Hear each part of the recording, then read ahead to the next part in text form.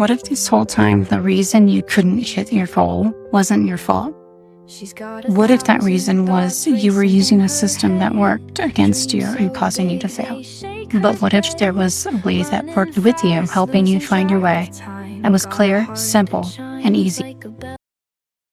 Welcome to the Daily ADHD Grinds, the Smarter Goal Series, Day 2. If you haven't been here before, welcome.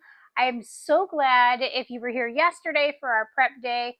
Today, we are really going to start diving into finding your goals and how do we actually do that. I do know that a lot of us with ADHD, we have that issue with we know what our goal is and we know where we are, but we just do not know how to get there.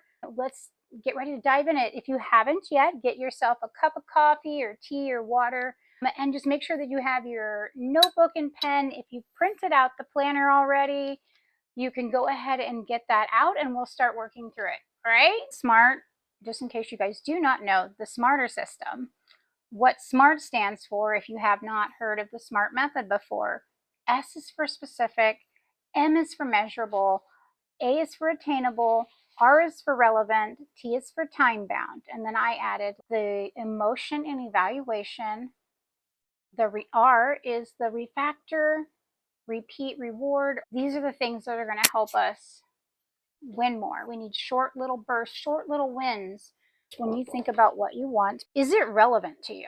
Okay, imagine you're on this epic voyage with a clear destination in sight, but just saying that you want to go to the other side of the ocean, it's too vague. You need to have the tools, just like a sailor would use his tools to guide him with his measurement, like how far is it, how long is it going to take me, and then also help them prepare for any challenges they might be facing on this long journey. ADHDers, neurotypicals tend to be, they can find these things out. And for us, this is something that we face, and it's very challenging and it's very frustrating, and we get very overwhelmed, especially when things are not broken down, they're not clear, and it's just really, really hard. Some days we can do it, some days we can't. And that is, unfortunately, that's part of our disability. It doesn't let us process that. So we need something that can do that. And that is a SMART method.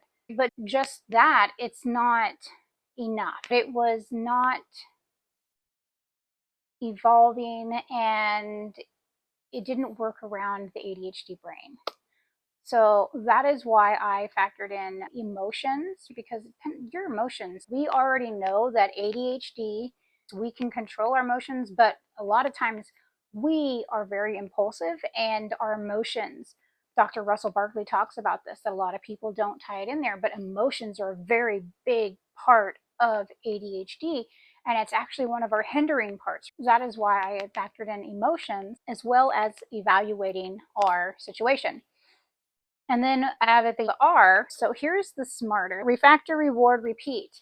We're going through and stuff like that. We're going to need to refactor what we're doing if that's not working. That's why when we're dealing with our emotions, we're going to have to step back and we're going to evaluate what the situation was. And then we're going to try to refactor it to something that works for us. So we're going to start off with, what do you really want to achieve? The vision board part. So this is one I had started writing. I had printed out another one because my kid had drew on the other side of it, thinking it was plain paper. So I left these blank because this is not my vision board. This is your vision board. You can put stickers on it, whatever you want. This is basically kind of like a brain dump. There's 4 sections. For me, myself, I will show you what I wrote in mine. Okay. So I put career right here. Over here, I put home and everything else. So home, homestead, food, all that stuff there, because this is what's important to me. Self, I did self. And when I say self, it's not just like working out or whatever. It's anything that has to do with me personally. It's like my personal development, my health, my fitness, all those things, my mindset, anything that I'm wanting to repair for myself. Skincare routine, I just brain dumped in here, but I might want to look 10 years younger. I'm 45, people. I'm noticing the wrinkles and stuff and these eye things. Then I have family and friends. In here I put my kids, my family, my spouse, connecting friendships. I need to work on my friendships because ADHD, out of sight, out of mind. I don't see someone, I forget to message them. It's horrible, horrible, horrible. These are just tools that you can modify and switch any way you want to help you get things done your way. That's why I said you don't have to have the planner. You can use a bullet journal, right? So before we use the 5 W's, which is who, what, where, when, and why. So if you're writing a goal, or you say have a goal of I want a clean house, or I want to start my own business, whatever your goal, those are just saying, just like the Voyager, just saying I want to sail to the other side of the ocean doesn't mean it's not specific enough, right? My goal, if I just think because everybody else is starting a candle business, I should start a candle business. I'm not really interested in it. I do like making candles, but it's not something I want to do all the time. So if it's not relevant to your personal needs, and if you do not know what your needs are, it's not going to help you. So by doing this, you're actually setting yourself up for the reason why you're doing it. Your task for today is to just go through, and I want you to just write out what you want in this section. Figure out, what are you really passionate about? If you want to go do the wheel, I mean, just because something's lower in that wheel doesn't mean that you just suck at that area. It could just mean like, we're the ones that are really high. Is it family? Is it your kids? Is it your career is really high, but you're lacking elsewhere? That just means that your focus was on those areas and you weren't regulating it around. So on to the next step. So through those goals that you guys are going to go ahead and do, take your time. And I always say write in pencil. So if you change it later on, you can modify it, add an extra blank page. That's why I love using the disc planners, because I can rip out a page and add a new page in if I don't like it. Always fun. So what we're going to do is now we're going to use the 5 W's. Okay. So I really recommend only 2 goals at first, and you can leave the other 3 blank for now. You don't have to fill them in. I actually have a 5th one, like I told you, that is my 6th one, and that's only because I have been using this system for a while now, that I felt that I could add something. And I don't do this stuff every single day. I'm not hitting 6 goals every day. Not at all. I might only do 1 or 2, or sometimes I just do 1 goal. These are just my end goals, like my end of the year of what I'm hoping to hit.